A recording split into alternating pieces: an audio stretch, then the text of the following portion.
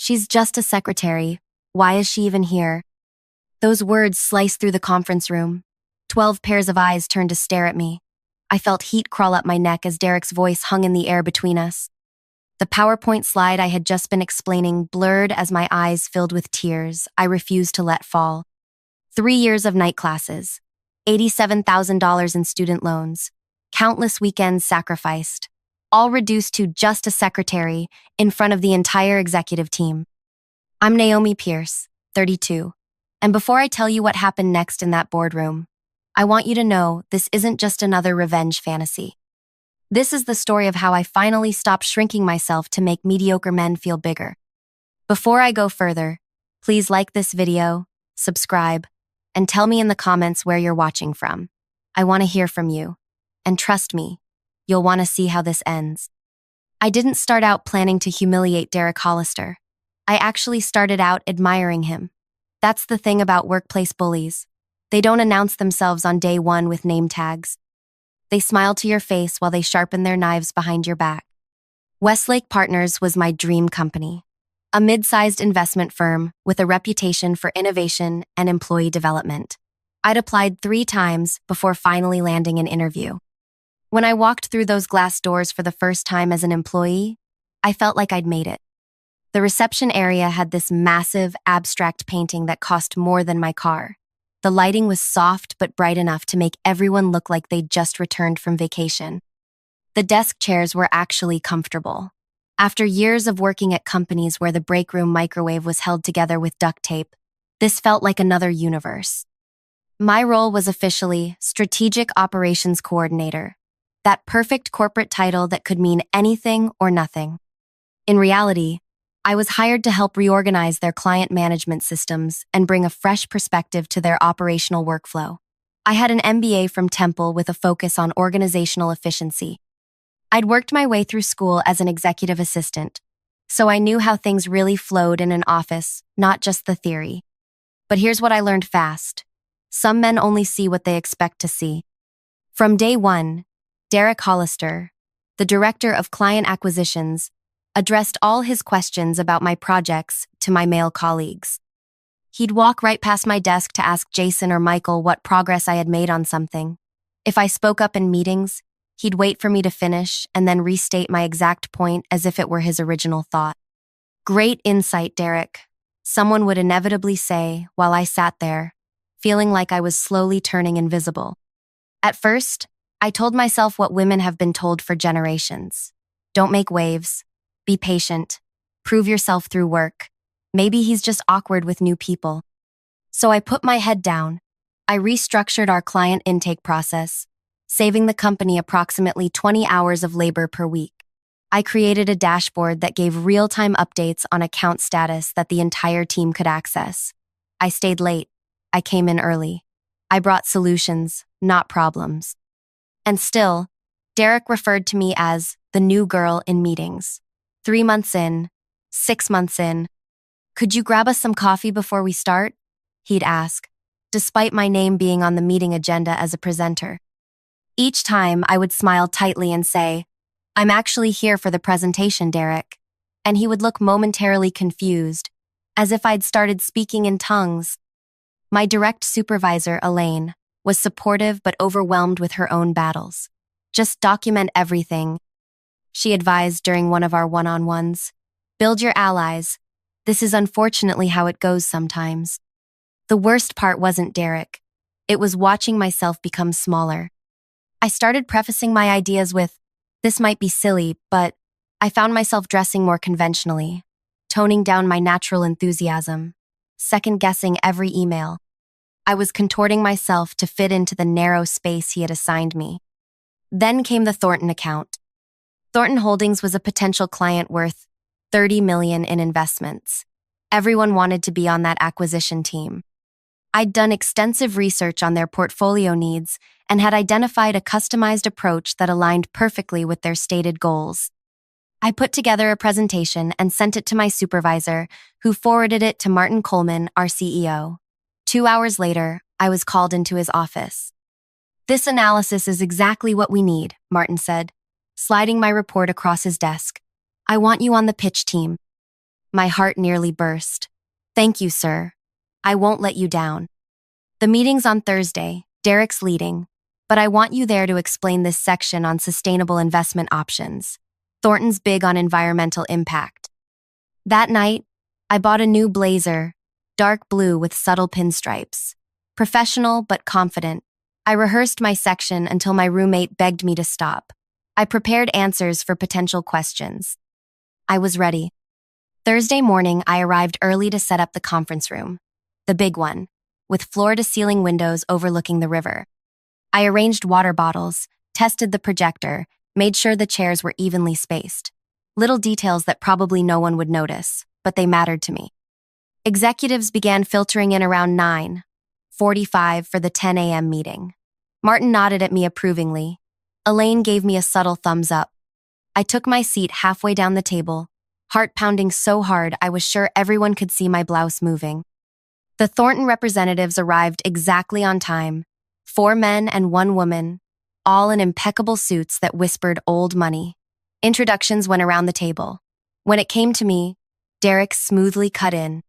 And this is Naomi, one of our support staff. She's helping with the presentation today. Support staff, not strategic operations coordinator, not MBA, not the person who developed the custom analysis you're about to see. I corrected him gently. Actually, I'm the strategic operations coordinator. I developed the sustainability analysis we'll be discussing. Derek's smile never faltered, but something hardened in his eyes. The meeting proceeded. Charts were shown. Numbers were discussed. Growth projections were debated. And then Martin said the words I'd been waiting for. Now, for the sustainability approach, I'll hand it over to Naomi, who developed this model specifically with Thornton in mind.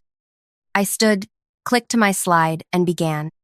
When analyzing Thornton's current portfolio and stated 5-year goals, I identified an opportunity to increase ESG investments while maintaining your target growth rate. As you can see from this projection, I think what Naomi is trying to say, Derek interrupted, standing up beside me, is that we've looked at some green bonds that won't hurt your bottom line too much. She's put together some basic numbers, but I can walk you through what they really mean.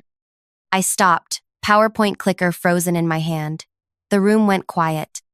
Actually, Derek, I said, my voice steadier than I felt, these aren't basic numbers. This is a comprehensive analysis of... Look, he said, turning to the clients and completely talking over me. She's just a secretary who's helped gather some data. I appreciate her enthusiasm, but let me give you the real insights here. That's when Martin spoke up. Derek, Naomi prepared this entire section. Please let her continue. Derek's face flushed slightly, but he pressed on with a laugh that made my skin crawl. Martin, with all due respect, we're talking about a $30 million account. She's just a secretary. Why is she even here?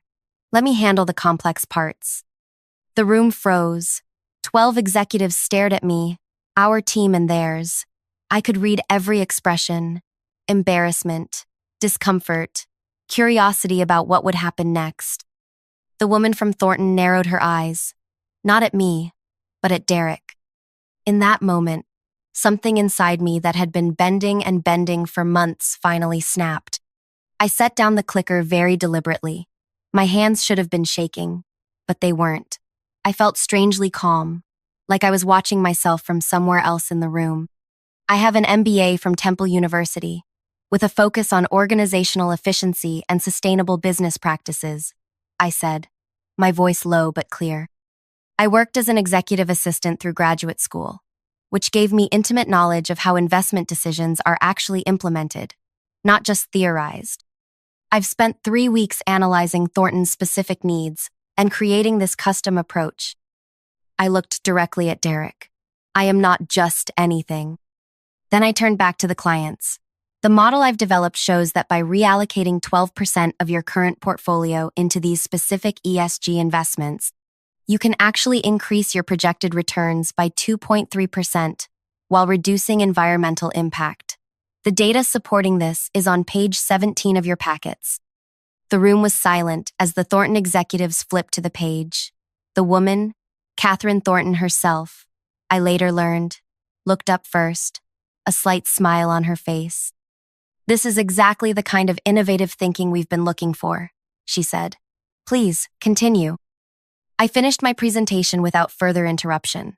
Derek remained standing for an uncomfortable minute before slowly sinking back into his chair. His face had gone from red to white. When the meeting ended, Catherine Thornton approached me directly. That was impressive, Miss Pearce. Not just the analysis, but your composure. We should talk more about your ideas. As the room cleared out, Martin asked me and Derek to stay behind. My calm was beginning to crack. Was I about to be reprimanded for creating a scene? Would this be turned around on me somehow? Martin closed the door and turned to face us. The silence stretched for what felt like minutes. Derek, he finally said. My office. Now.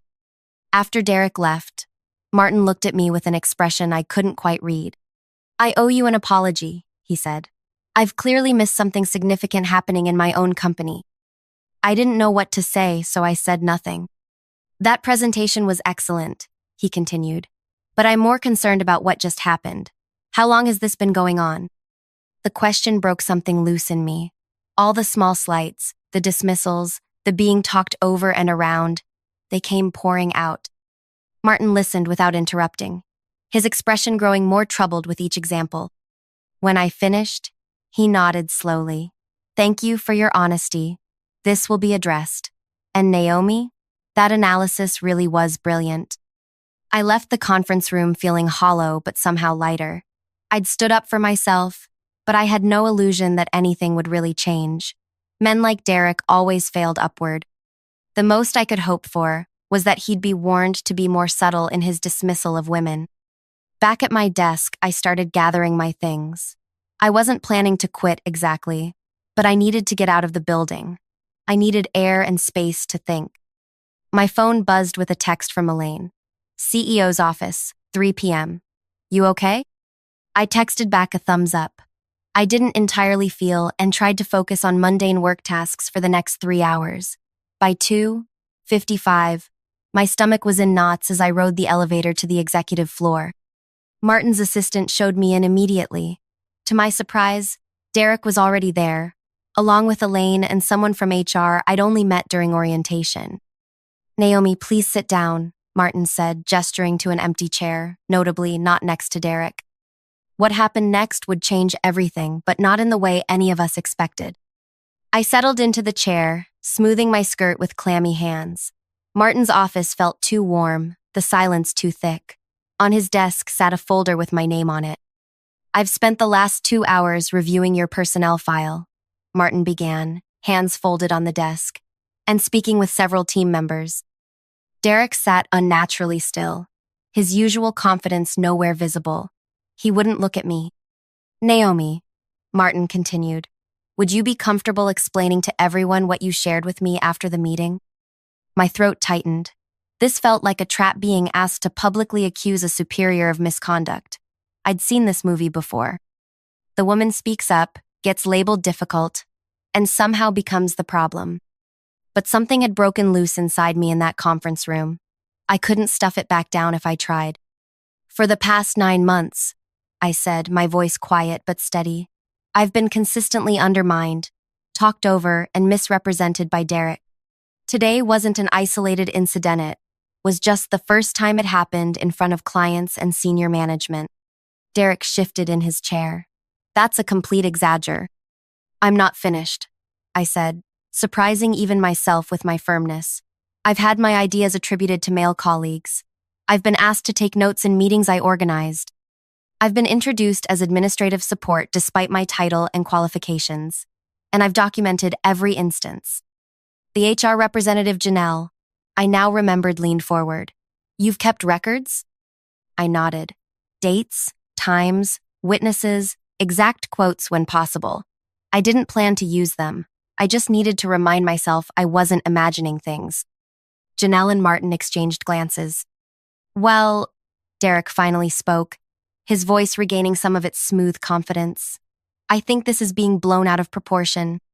If Naomi felt slighted by some misunderstandings about her role, she should have come to me directly instead of building this case against me. The way he said case made it sound like a dirty word.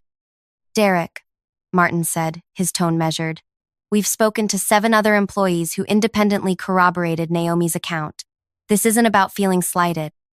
It's about a pattern of behavior incompatible with our leadership standards. Derek's face flushed. So I'm being what, fired? Over a comment in a meeting? This is insane. You're not being fired, Martin replied, but you are being removed from the Thornton account, effective immediately. Derek's mouth fell open. The Thornton account was the crown jewel, the path to partnership. You can't be serious. That's my account. I brought them in. Actually, Elaine spoke for the first time, sliding a sheet toward Martin. The initial contact came through Naomi's college alumni network. She flagged them as a potential client 3 months ago, in an email that appears to have been overlooked. I'd forgotten about that email. I'd noticed Thornton mentioned in a business journal and recognized the name from a Temple alumni event. I'd sent Derek a detailed brief on why they'd be an ideal client for our new sustainability platform. He'd never acknowledged it. Furthermore, Martin continued, Catherine Thornton called me personally after the meeting. She was quite clear about who she wants handling their account moving forward. He turned to me. Naomi, they were impressed with your analysis and your composure under pressure. They've requested you be the lead contact for their portfolio. The room tilted slightly. I'd come to this meeting prepared to be gaslit, victim-blamed, or at best given empty promises about looking into the situation. I hadn't prepared for this. I'm not qualified to lead an account that size, I said, automatically, the voice of self-doubt that had become my constant companion. Your credentials and work suggest otherwise, Martin replied. Unless you don't want the position? Of course I wanted it. But doubt gnawed at me. Was this a setup? Give the complaining woman an impossible task, watch her fail, problem solved? I want it, I said straightforward. But I need proper support and authority to succeed. Martin nodded. You'll report directly to Elaine with a new title, Senior Investment Strategist. And you'll have resources to build your team. He slid a document across the desk. This outlines the compensation adjustment that comes with the new responsibilities. The number at the bottom of the page made me blink twice. A 47% increase. This feels. I searched for the right word. Deserved? Elaine finished for me. Derek stood abruptly. This is complete bullshit. He snapped, abandoning his corporate polish. You're promoting her for what? Playing the victim? Creating drama? Meanwhile, I'm being sidelined for a minor comment? Derek, Janelle from HR warned, I strongly suggest you consider your next words carefully. He ignored her. Everyone's so afraid of looking politically incorrect that we're promoting people based on feelings instead of qualifications. I have 8 years of experience. She has, what, a year? Plus an MBA from Temple? Not even a top-tier school. The room went completely silent. Even Derek seemed to realize he'd gone too far. Martin stood slowly. Derek, you're suspended pending a full review of your conduct. Please clean out your desk and surrender your badge to security. We'll be in touch about next steps. After Derek was escorted out, Martin apologized again. I failed you as a CEO, he said simply. I should have seen this happening in my company. The culture reflects leadership, and clearly we have work to do. The meeting ended with promises of changes, follow-ups, and support. But as I walked back to my desk, I felt strangely empty. Yes, Derek was facing consequences. Yes, I'd been promoted, but it didn't feel like triumphant, felt like exhaustion. Why did it take a public humiliation for my work to be recognized? Why had I needed to be perfect, unflappable, and meticulously documented just to be treated with basic professional respect? 3 days later, I was setting up my new office when Catherine Thornton herself appeared in my doorway. Getting settled in? She asked, glancing around the half-unpacked space. I stood quickly. Mrs. Thornton, I wasn't expecting you. The quarterly review isn't until... She waved away my formality. Call me Catherine, please, and I'm not here about the portfolio. She closed the door behind her and took a seat opposite my desk. I wanted to talk to you about what happened in that meeting. My stomach tightened. I apologize for any discomfort. Stop, she said, not unkindly. No apologies.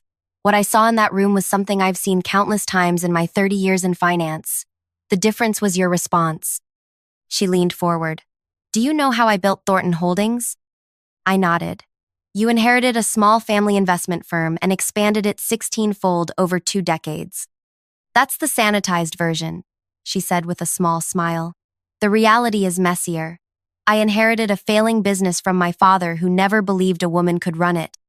My brother was the intended successor, but he had a gambling problem and nearly bankrupted us.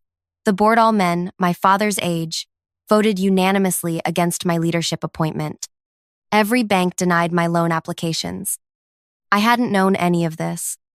I built this company by outlasting every man who told me I couldn't, she continued. Sometimes loudly, sometimes quietly, but always persistently. What I saw in that conference room wasn't just a woman with excellent financial analysis. I saw someone who refused to be erased. She reached into her bag and pulled out a small box. This was given to me by the first female mentor I ever had. I've carried it for 20 years. Inside was a simple silver pin in the shape of a door key. She told me it was a reminder that women before us picked locks on doors that were closed to them, so we could eventually hold the keys. Catherine closed the box and slid it across to me. Now it's yours. I didn't know what to say. Thank you. But why me? Because what happened to you happens every day in boardrooms everywhere, and most companies wouldn't have done a damn thing about it. She stood to leave. We chose Westlake partly because of your analysis, yes, but mostly because of how the company responded. Real change happens when power acknowledges its blind spots. After she left, I sat holding that small silver key, thinking about all the women who had come before Meth, ones who hadn't been believed, who didn't have documentation, whose male colleagues closed ranks against them, who didn't have CEOs willing to listen, who couldn't afford to risk their jobs by speaking up. My revenge against Derek hadn't been about destroying him. It had been about refusing to participate in my own diminishment any longer. The next 6 months transformed not just my career, but our entire company culture. Martin created a task force to examine gender dynamics across all departments, with real budget and authority. Elaine was promoted to the executive team.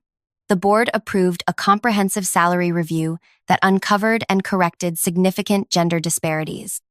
As for Derek, he wasn't fired not directly, but the suspension led to a mutual separation 2 weeks later. I heard he landed at a competitor, where he told anyone who would listen that he was forced out by politics. Maybe someday he'd understand what actually happened, but I doubted it. Men like Derek rarely saw their own reflections clearly. The Thornton account flourished under my management. 6 months in, they increased their investment by another $15 million.